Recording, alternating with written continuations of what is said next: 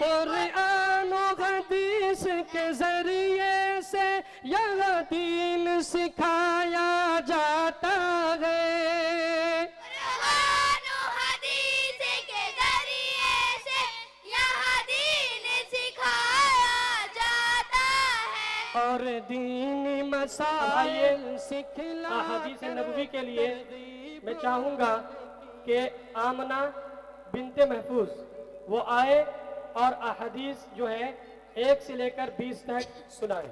السلام علیکم. میرا نام آمنہ خاتون ہے. میں قاسمی دارالقرآن میں پڑھتی ہوں.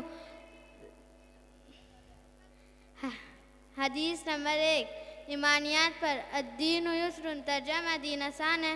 حدیث نمبر 2 عبادات پر مفتاح الجنت الصلاۃ ترجمہ جنت کی کنجی یعنی چابی نماز ہے. حدیث نمبر 3 معمولات پر من غش فلیس منا ترجمہ جو دھوکہ دے وہ ہم مسلمانوں میں سے نہیں.